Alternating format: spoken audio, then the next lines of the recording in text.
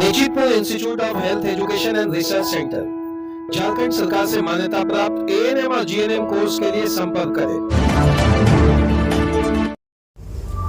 नमस्कार, व्योम टीवी के पेज पर मैं उमेश श्रीमान आपका स्वागत है। हम तो पूछेंगे कि स्लोगन के साथ एक बात आज आपसे जानने की कोशिश करेंगे।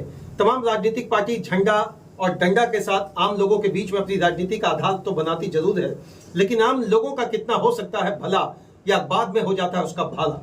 इन्हीं सारी विश्लेषण के तौर पर आज बिहार की राजनीति के इस महासंग्राम में एक बार फिर से आपका स्वागत करेंगे।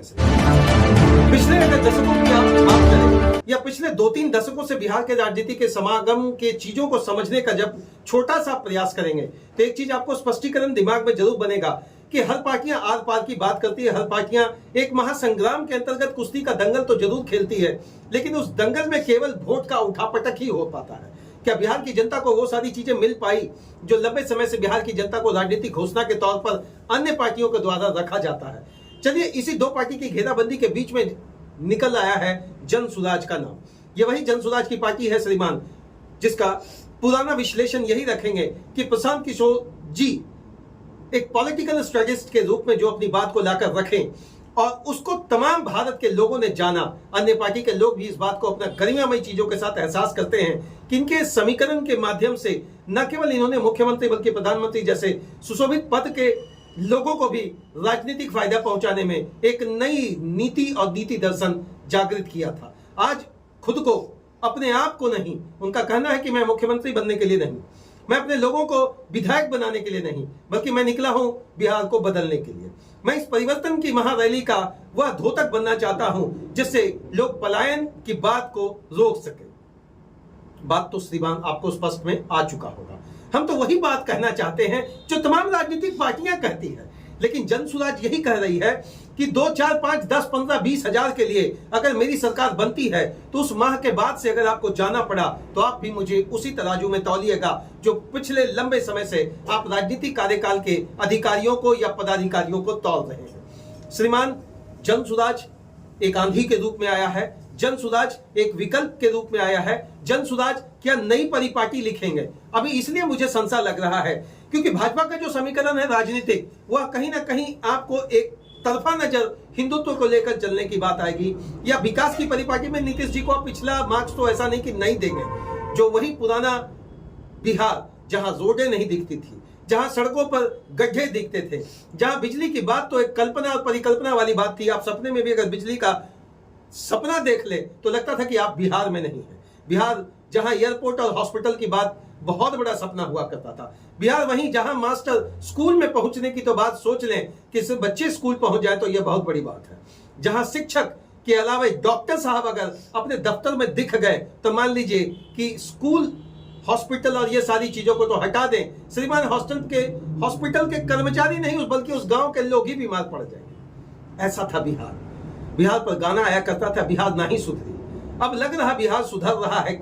क्या नीतीश जी आएंगे तो बाहर आएगा, या फिर राजद का ही पुराना समीकरण फिर से लाने वाला है? घमासान मचा हुआ है।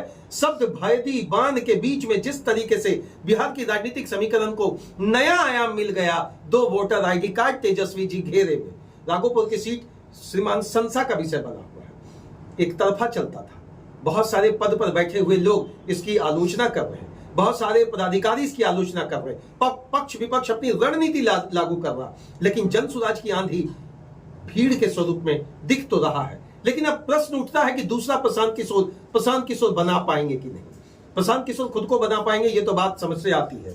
ये बात समझ में आती है कि जिस तरीके से उन्होंने घेराबंदी की इस दंगल में, वो कुश्ती खेलने को लिए जो समीकरण, जो मजबूती, जो आलोचना, जो टिप्स और जो पंच वो राजनीतिक मार चुके हैं, श्रीमान, इससे कोई भी पार्टी बचा नहीं है।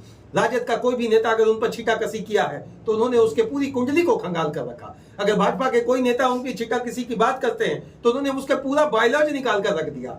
और श्रीमान जदयू की बात कर लें तो उनके कार्यकाल में जो पिछले लंबे समय से जो हुआ या नहीं हुआ, गठबंधन में बातें बनी या नहीं बनी या टूटी, ये सब चीजों का खाका वो तैयार रखे हैं। और प्रेस मीडिया के माध्यम से, खासकर सोशल मीडिया पर इन दिनों बिहार के सबसे बड़े प्रेरणा स्रोत राजनीतिज्ञ के रूप में उभरे जरूर है। अब आपको समझ में आ रहा होगा क्या बिहार बदलने जा रहा है? क्या बिहार सब कुछ बदल चुकेगा? क्या बिहार के अंतर्गत रेल आ जाएगा, सेल आ जाएगा, फैक्ट्री आ जाएगा, इंडस्ट्री आ जाएगा, प्राइवेट सर्कुलर सिस्टम आ जाएगा, इंडस्ट्रियल जोन बन जाएगा, इंडस्ट्री हब बन जाएगा, टेक्निकल सिस्टम डेवलप हो जाएगा, आईटी हब को नाम मिल जाएगा? क्या पटना बदलेगा? क्या भागलपुर बदलेगा? क्या गया, औरंगाबाद, आरा, ये सारी चीजें जो है क्या बदल जाएगी? श्रीमान, बदलने का तो एक कोशिश किया ही जा रहा है। तेजस्वी जी की घेराबंदी भी कम नहीं है। मैंने आपको यथावत स्थिति से हमेशा बताया है कि बिहार की राजनीति में जाति समीकरण कभी भी पीछे नहीं रहेगा। हिंदुत्व का भी एक बड़ा समीकरण है, लेकिन एमओआई समीकरण को भेदने के लिए इन दिनों श्रीमाई एमआईएम के ओवैसीउद्दीन जी भी अपनी बात रख रहे हैं कि एक तरफ आप कह रहे हैं एमओआई समीकरण, मुस्लिम और यादव का समीकरण, दूसरी और पप्पू यादव की घेराबंदी कांग्रेस के तरफ से। किसका कौन करेगा विकास, कौन करेगा राजनीतिक प्रवास, अब तो लेना होगा आपको थोड़ी विलंब के साथ। देखते रहें व्योम टीवी के स्पेस के राजनीतिक समीकरण में। मैं उमेश आपका पुनः स्वागत करता रहूंगा। बस बिहार बदलना चाहिए, जिस तरह झारखंड के तट पर जयराम महतो ने एक आवाज बनकर एक नई विकल्प और राजनीति का आधार दिया, क्या जन सुराज भी उसी राह पर है? तब तक के लिए आप सभी को